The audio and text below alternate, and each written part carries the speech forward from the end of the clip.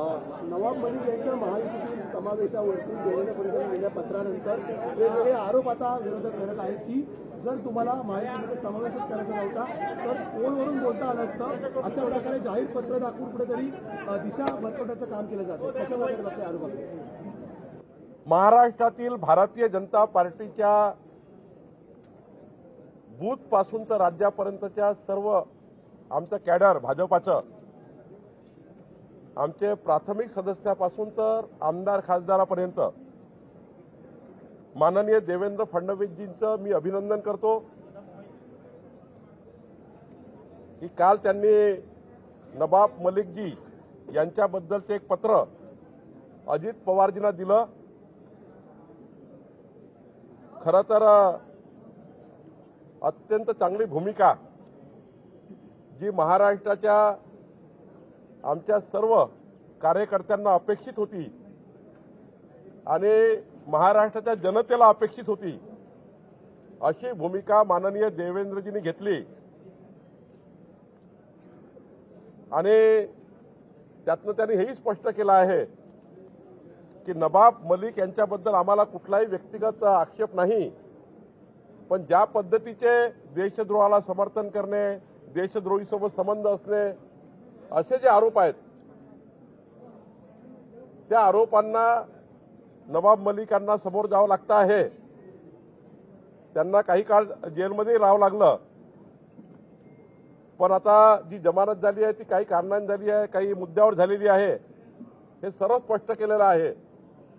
मला वाटतं महायुती जी आहे ती काही मुद्द्यावर कुठल्याही पद्धतीचं समर्थन होऊ शकत नाही आणि त्यामुळं भारतीय जनता पार्टी महाराष्ट्र देवेंद्रजींच्या ज्या पत्र त्यांनी दिलं त्याचं समर्थन करत आहे आणि मी अभिनंदन करतो.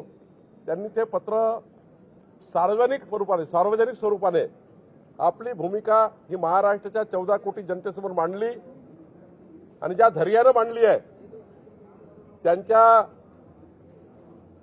कर्तृत्वाचा आणि नेतृत्वाला मी सलाम करतोय. असं म्हणतात की भाजप नौटंकी करते, अतुल पटेल यांच्यावरती सुद्धा आरोप आहेत किंवा इतर जे सगळे मंत्री झाले आहेत त्यातल्या अनेक जणांवरती आरोप आहेत, मग ते कसे चालतात? नवाब मलिक का नाही चालत? या महाराष्ट्रात असा कुठलाच नेता शिल्लक नाही जो आरोप नाहीये. काय ना काय आरोप लोक लावत राहतात. सरकारमध्ये गेल्यावर आरोप असतात, पण आरोप सिद्ध करणे, आरोप लावण्याचा फरक आहे. चार्जशीट दाखल होणे किंवा गुन्हे दाखल होण्याचा फरक असतो. नवाब मलिक यांच्याबद्दलचा प्रकरण बिलकुल वेगळा आहे. आपण बाकी प्रकरणाशी नवाब मलिकच्या प्रकरणाशी जोडू शकत नाही आणि म्हणून मला वाटतं की आम्ही भ्रष्टाचाराला समर्थन करत नाही आहे. आरोप होत असतात, आरोप होत आहे, पण आरोपानंतर त्याचा त्या ठिकाणी इन्क्वायरी होणे, इन्क्वायरीचा रिपोर्ट येणे, त्या रिपोर्टवर कोर्टाने दखल घेणे, त्यानंतर कारवाई होणे या वेगळ्या बाबी आहे. पण नवाब मलिकांच्या आरोपामध्ये आणि इतरांच्या आरोपामध्ये खऱ्या अर्थाने खूप फरक आहे. नवाब मलिकजीवर जो आरोप आहे तो देशद्रोहांच्या संबंधित लोकांसोबत संबंध असणे असा आरोप असल्यामुळं खास करून यामध्ये महाराष्ट्राच्या जनतेला जी अपेक्षित भूमिका आहे ती देवेंद्रजींनी घेतली आहे. देवेंद्र फडणवीसांनी पत्र दिलं, एक जबाबदार व्यक्ती आहे, त्यांनी पत्र दिलं. असं असताना आज नवाब मलिक पुन्हा सरकारी बाकांवरतीच बसलेले आहेत. कुठेतरी दखल घेतली गेली नाही, कारण इमिजिएटली त्याच्यावरती ऍक्शन होणं अपेक्षित होतं. मात्र तसं होत दिसत नाही. मी अजित पवार साहेब हे प्रगल्भ नेते आहेत. महाराष्ट्राच्या अत्यंत काही महत्वाच्या नेत्यामध्ये त्यांचं काम आहे. मला वाटतं महायुतीमध्ये त्यांची भूमिका महत्वाची आहे. एकनाथजी, देवेंद्रजी, अजितदादा तिघांच्याही नेतृत्वातलं सरकार आहे आणि अजितदादा देवेंद्रजींच्या भावनेची आदर करतील, महाराष्ट्राच्या 14 कोटी जनतेचा आदर करतील असं मला अपेक्षित आहे.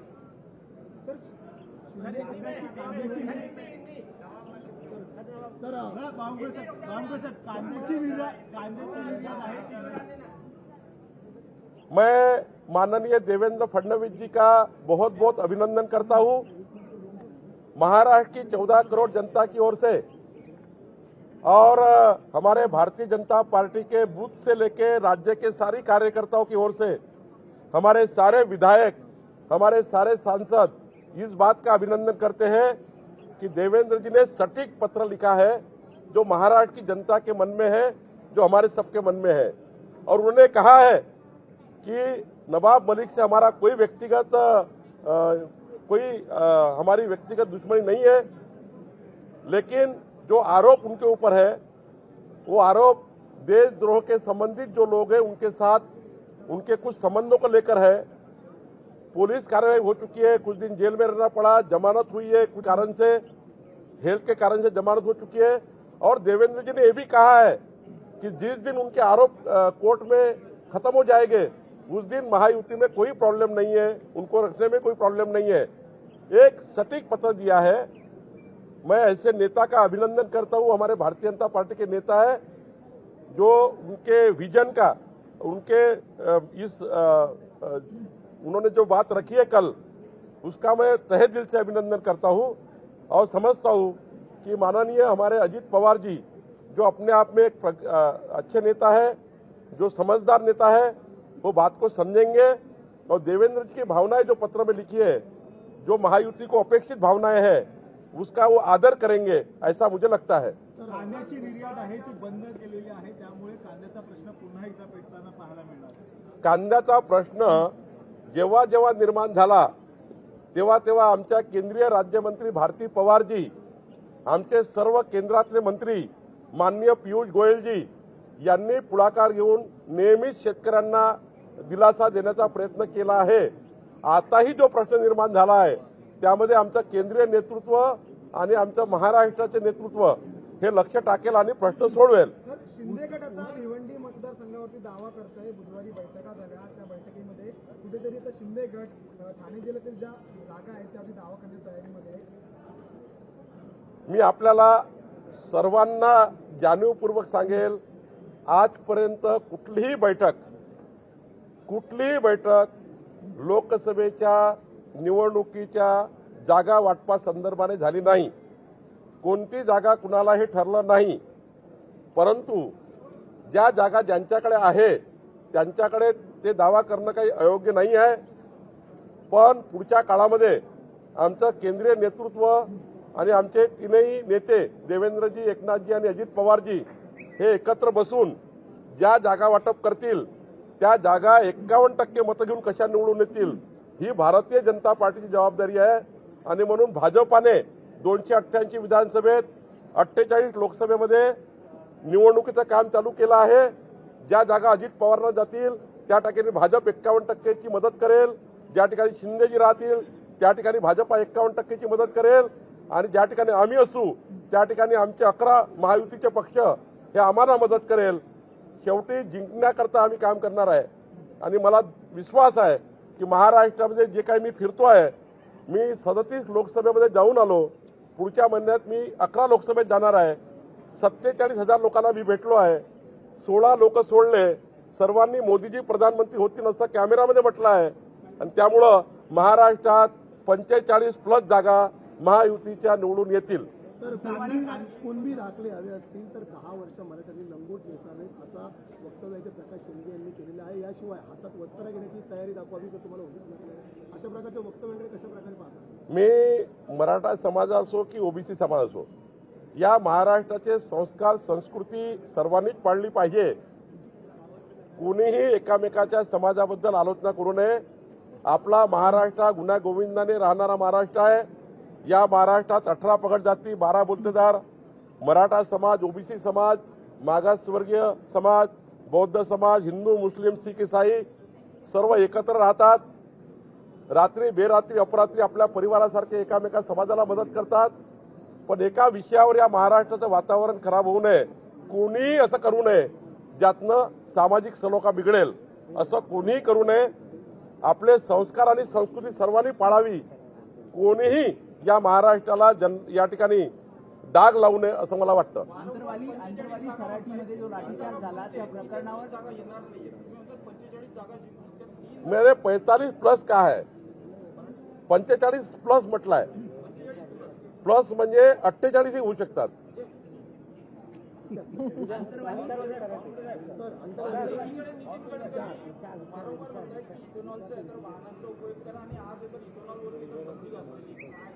नाही, काही विषय केंद्र सरकारचे असतात, जो काही काळ असतो त्या काळामध्ये काही निर्णय घ्यावे लागतात.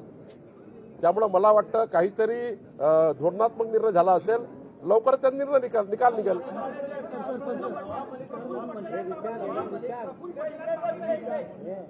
अंतरवाली सराठी लाठीचार्ज प्रकरण झालं.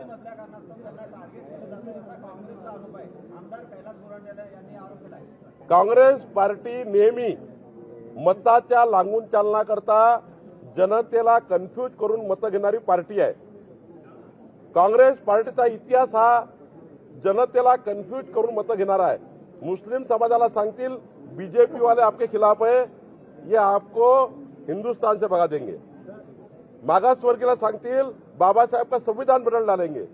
हे बघा, माननीय प्रधानमंत्री मोदीजी आल्यानंतर एक तरी घटना घडली, एक तरी संविधानाबद्दल काही झालं?